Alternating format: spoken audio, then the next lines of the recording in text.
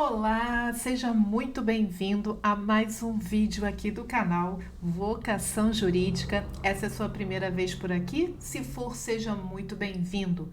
Eu sou Roberta Redor e o meu objetivo com o canal é prestar informações para você sobre o funcionamento de um processo criminal na prática, entender questões relacionadas ao direito penal e ao direito processual penal também. Tudo de forma simples, objetiva, para que todos possam compreender, seja um advogado, seja um estudante de direito e até mesmo quem nunca ingressou numa faculdade jurídica, ok?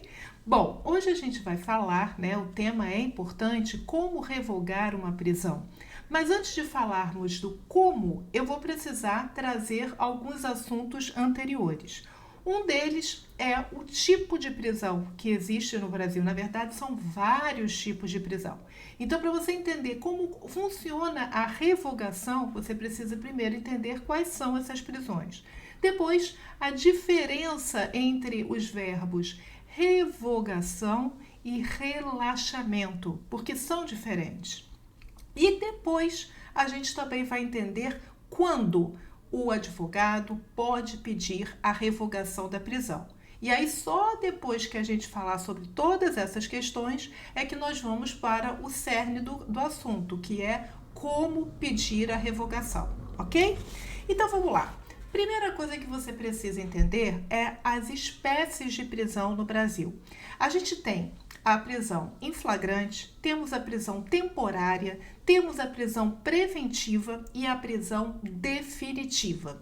A fase que antecede investigações, etc., é a fase pré-processual, chamada de prisão em flagrante. Então, a pessoa é presa em flagrante quando ela está em situação de flagrância delitiva. É qualquer situação? Não. Essas situações, elas estão definidas no nosso Código de Processo Penal. Então, você vai ter que ir lá no Código e verificar quais são as situações de flagrância delitiva, lá do artigo 302 do CPP, ok?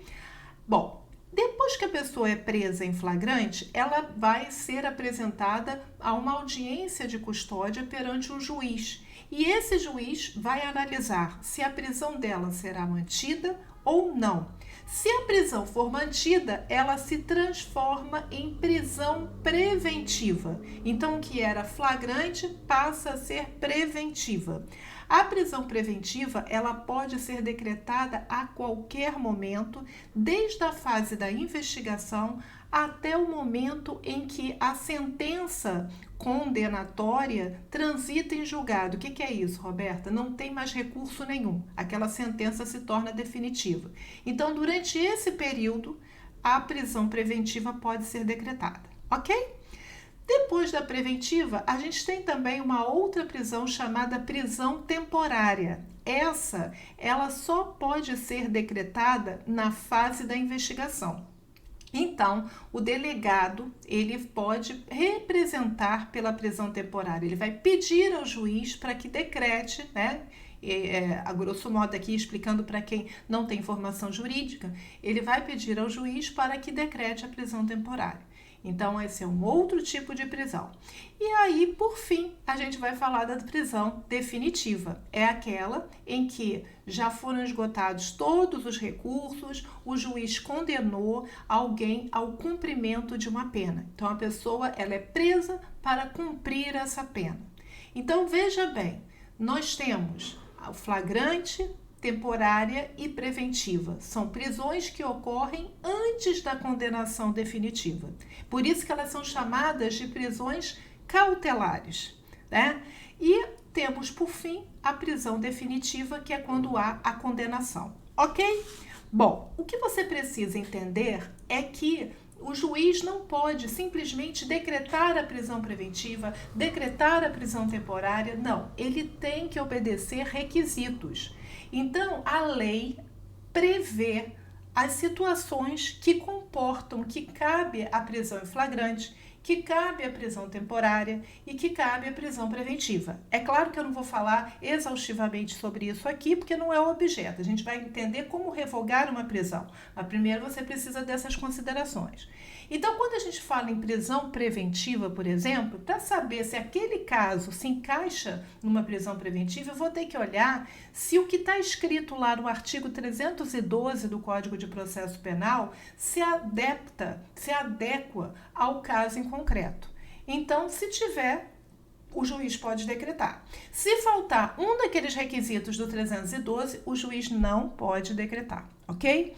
Na prisão temporária, aí não é o Código de Processo Penal, é a leitura da Lei 7.960 de 89. Lá no artigo 2º tem os requisitos dessa prisão temporária. Então não é qualquer crime, se você olhar lá o rol de crimes, né, que cabem em prisão temporária. Além disso, tem que haver outras condições que estão previstas na lei. Repara que prisão em flagrante é o quê? Situação de flagrância delitiva, como eu já havia falado lá do Código de Processo Penal.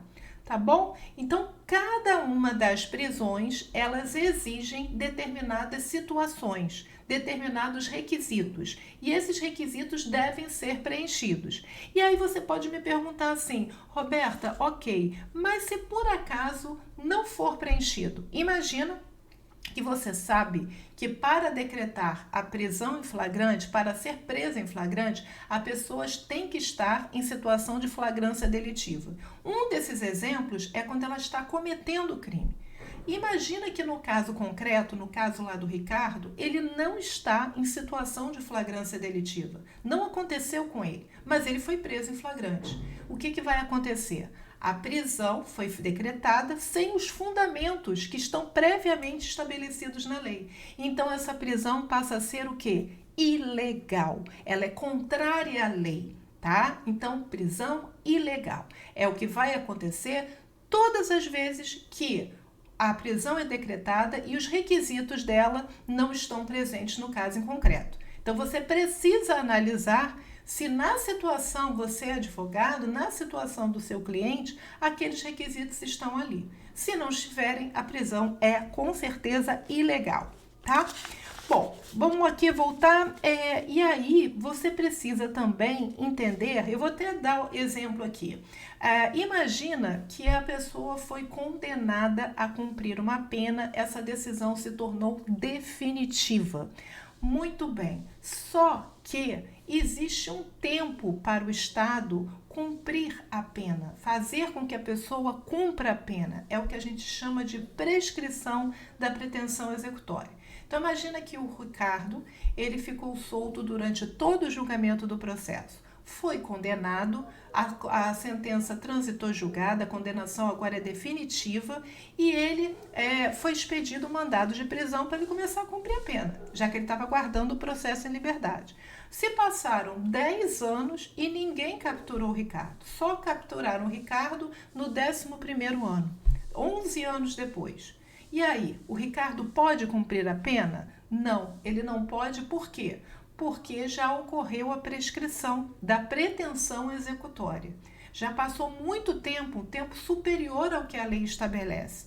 Por essa razão, a prisão também é ilegal, tá? E repara, o juiz que decreta uma prisão temporária, uma prisão preventiva, prende em flagrante, algum policial prende em flagrante, ou qualquer outro comportamento de prisão é decretada sem os fundamentos por trás, sem o que a lei determina, ele pode incorrer em crime de abuso de autoridade. Então, é muito importante essa observação, tá? E um outro exemplo aqui, que é interessante também, é o furto simples. Imagina que, eu estou dando exemplos para vocês entenderem o que são prisões ilegais, tá?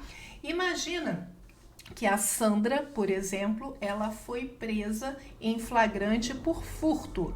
E o juiz, ele decreta a prisão preventiva dela. Será que ele pode fazer isso? Não, não pode.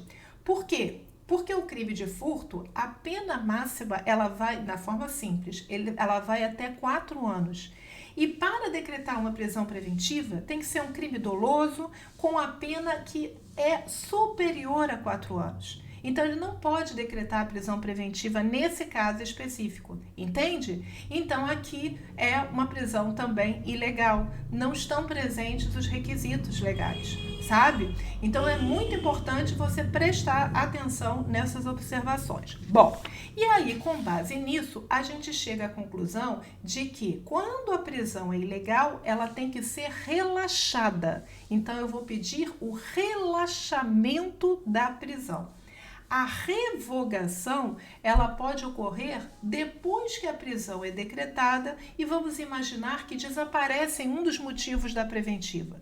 Imagina o seguinte, o Ricardo, eu sempre boto esse exemplo porque fica mais fácil de você entender. O Ricardo, ele foi preso, em flagrante, a prisão preventiva dele foi decretada, por quê? Porque há uma suspeita por parte do juiz de que o Ricardo possa ameaçar testemunhas.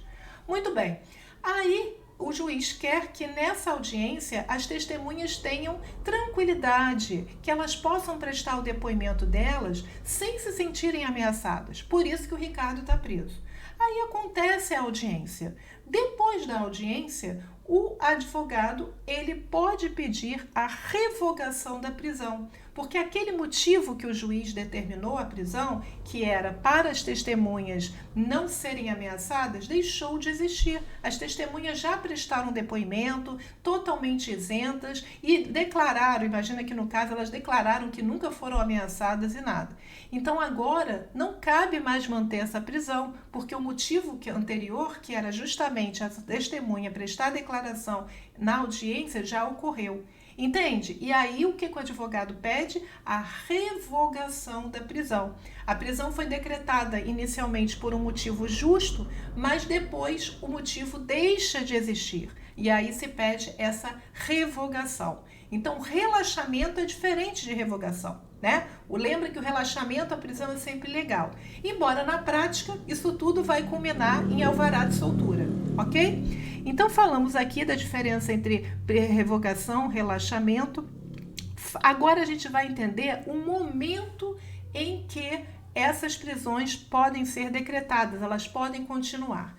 Imagina, então, a gente já falou inicialmente, prisão temporária. Prisão temporária, quando acaba a investigação, não pode mais persistir a prisão.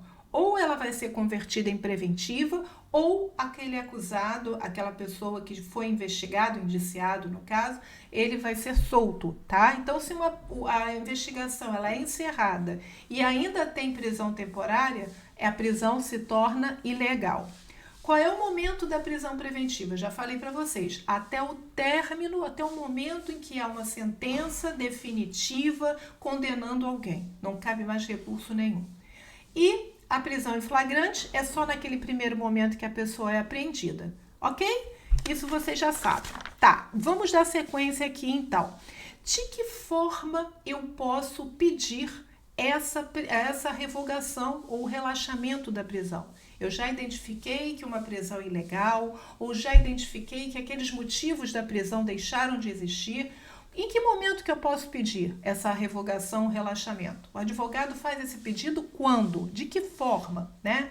No flagrante, se for uma prisão em flagrante e eu estou vendo ali que não estão presentes os requisitos, não tem flagrante delito, eu vou pedir isso lá com o delegado, lá no momento da lavratura do auto de prisão em flagrante. Se eu tiver a oportunidade de falar com esse delegado, eu vou lá e peço esse relaxamento. Se o delegado não me der, ou se eu não falar nada com o delegado, eu terei a audiência de custódia. E na audiência de custódia, eu posso, que é a audiência em que o preso é apresentado ao juiz, eu posso dizer claramente ao juiz que a prisão tem que ser relaxada. Então, o flagrante só tem esses dois momentos, ou então o habeas corpus. Imagina, por exemplo, que não teve audiência de custódia. O Ricardo foi preso em flagrante, não teve audiência de custódia. Então, eu vendo que não tem audiência e é obrigatória a realização, eu impetro um habeas corpus, né, nesse momento e digo que aquela prisão é ilegal. Por quê? Porque não houve situação de flagrante delito. Ok? E na prisão temporária? Em que momento? O que eu posso fazer? Eu posso pedir ao juiz que decretou a temporária a reconsideração. Eu posso fazer isso. Então, veja bem, está em fase de investigação, ainda não houve processo criminal, mas um juiz foi chamado para se manifestar sobre um pedido de prisão temporária, geralmente do delegado ou do promotor. A partir do momento em que esse juiz decreta a prisão, né, ele se torna responsável por aquela prisão temporária. Então, eu, advogado, se eu estou vendo que a prisão é ilegal ou quero a revogação, eu vou pedir o quê? A reconsideração a esse juiz. Eu vou fazer um pedido por escrito ao juiz e vou pedir para ele voltar atrás, reconsiderar o que ele decretou. E aí eu vou trazer os argumentos que eu considerar necessários. Então, eu posso fazer isso, tá? E posso também impetrar o habeas corpus para dizer que a prisão é ilegal, que merece ser revogada. Beleza? Depois a gente vai fazer um vídeo aqui sobre habeas corpus, porque muitas pessoas se confundem com o que é o habeas corpus de fato. Mas isso é para um outro momento. E no caso da prisão preventiva? Bom, no caso da prisão preventiva, eu posso pedir ao juiz que a decretou. Então, veja bem, imagina que já existe um processo criminal. O promotor já ofereceu a denúncia, o juiz decretou a prisão preventiva e o promotor, além de ter oferecido a denúncia, o juiz determinou que o réu apresentasse a defesa escrita. Então, se eu estou vendo que essa prisão é ilegal, essa prisão preventiva, ou merece revogação, eu posso fazer esse pedido na própria resposta à acusação, que é o nome da defesa escrita. Geralmente é assim que funciona. Então, depois que o réu é citado, que ele toma conhecimento de que existe uma acusação contra ele, ele tem essa oportunidade de fazer essa defesa escrita. Então, ali eu posso pedir a revogação. Eu também posso pedir a revogação através de habeas corpus. Eu fico à vontade com relação a isso, tá? Então, veja bem. Opa, tô engasgando aqui. Mas o caso é, eu posso fazer, então, através de HC, posso pedir na resposta à acusação, a revogação da prisão preventiva, e ao longo do processo, eu posso pedir quantas vezes eu quiser a revogação da prisão preventiva. Sabe por quê? Porque de 90 em 90 dias, o juiz ele tem que se manifestar sobre a necessidade daquela prisão ser mantida ou não. Então, lá no primeiro momento, no momento em que foi oferecida a denúncia, o juiz decreta a prisão preventiva. 90 dias depois, ele vai ter que se manifestar novamente se essa prisão precisa ser mantida ou não, e assim vai até o final do processo. Então, já que o juiz pode se manifestar várias vezes sobre essa manutenção ou não da prisão preventiva, eu, como advogado, eu também posso pedir a revogação quantas vezes eu achar necessário. Agora, é claro que eu não vou pedir sempre com o mesmo fundamento, na mesma situação, né? Eu tenho que usar a minha cabeça, né? Saber o que pedir e como fundamentar. Porque se eu fizer o mesmo pedido idêntico e nada mudou, o juiz vai manter, vai dizer, doutora, eu vou manter a prisão porque não houve nenhuma mudança da situação fática. Diferente daquele caso lá da ameaça testemunha, né? Que foi presa em razão da ameaça testemunha, e aí presta depoimento a testemunha, já não tem mais um motivo. Aí teria que ocorrer a revogação, ok? E a prisão definitiva, na prisão definitiva, o que vai acontecer? Nessa prisão você vai cumprir pena, né? Então, o pedido para a revogação dessa prisão, alguma ilegalidade, você vai falar com o juízo da execução. Já foi instaurado um procedimento para acompanhar o cumprimento da pena. Que procedimento é esse? A gente chama de processo de execução penal. Então, quem é que cuida do processo de execução penal? É um juiz que a gente chama de juiz da execução. Então, é a ele que eu tenho que fazer o pedido.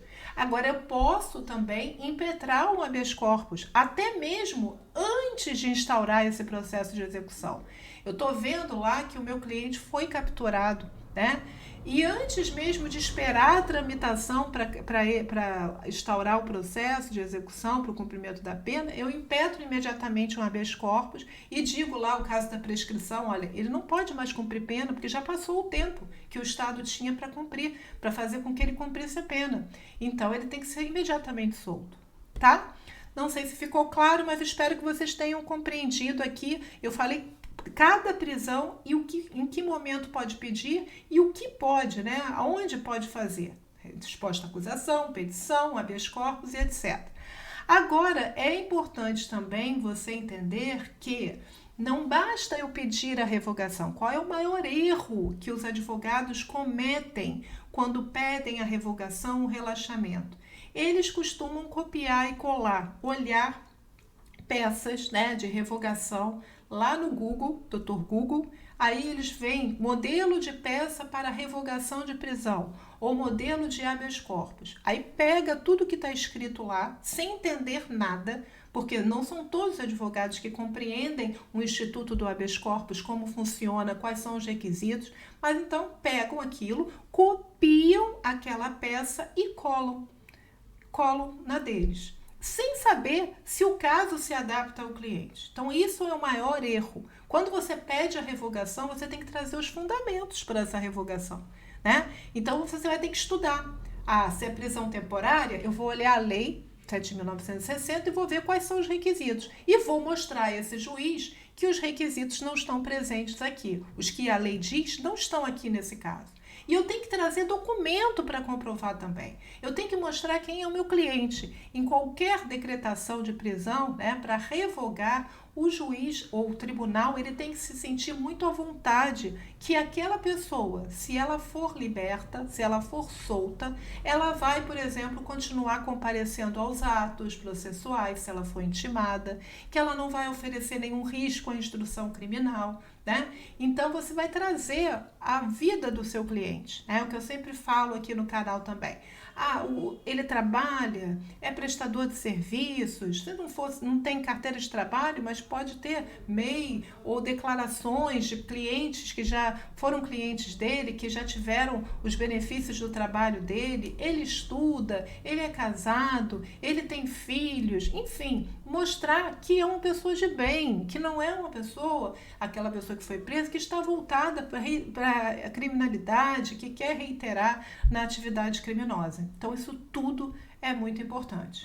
Eu espero que você tenha compreendido esse tema. Se ficou alguma dúvida, registra nos comentários, tá bom? Eu te vejo, então, na segunda-feira, mesmo sendo feriado. Aqui não tem feriado, aqui a gente vai fazer vídeo. E um excelente final de semana para você. Tchau, fica com Deus.